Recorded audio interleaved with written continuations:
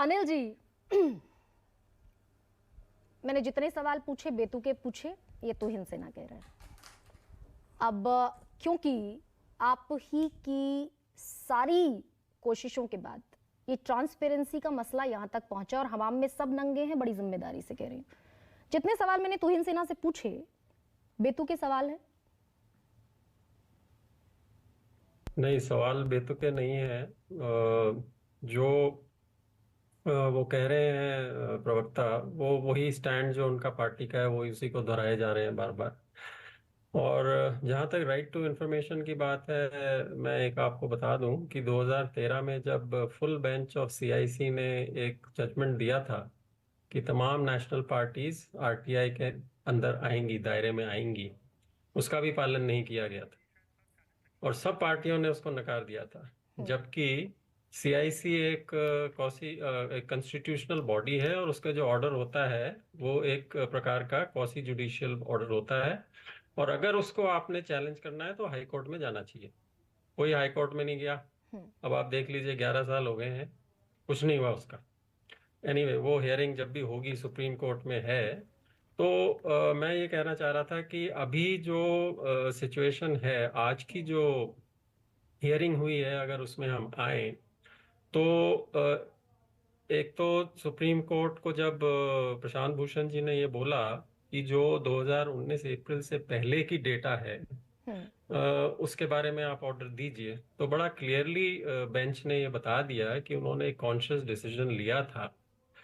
क्योंकि जो interim judgement अप्रैल 2019 की थी, उन्होंने इंग्लिश में जो बोला कि we considered everybody to be on notice, which means कि they were supposed to disclose all the details. And if you are asking us to review that thing, it will amount to reviewing the judgment, which we will not do. So we have taken a conscious decision और हम उसको अभी नहीं बदलेंगे। तो ठीक है, उनका ये स्टैंड है। लेकिन सवाल ये है कि जब सील्ड कवर में जितनी भी इंफॉर्मेशन जो पहले इंटरिम ऑर्डर में दी गई थी कि भाई आप जमा करा दीजिए इलेक्शन कमीशन को और उसको खोल दीजिए, तो उसमें जैसा आपने बताया कि कुछ पार्टियों ने नहीं दिया है, बाकी तो डिक्लेयर कर दिया है उनको जितना भी मिला था टॉप 5 2018। सर, जितने भी रेसिपिएंट हैं वो जी। बीजेपी, कांग्रेस, तृणमूल कांग्रेस, बीआरएस और बीजेडी। इन हाँ पांचों जी। में से किसी ने मुंह नहीं खोला हाँ, इलेक्शन तो कमीशन ऑफ इंडिया ने। मैं कहना ये चाह रहा हूँ कि अभी बेंच ने इसके ऊपर अपना व्यू क्लियर कर दिया हाँ। कि वो इसको प्रेस नहीं करेंगे। तो हमें इस मामले को इधर छोड़ देना चाहिए मेरे हिसाब से। क्योंकि ये उन्होंने बोल दिया कि भाई हम इस पर प्रेस नहीं करेंगे, क्योंकि उन्हें जजमेंट फिर ये रिव्यू करने वाली बात आ जाती।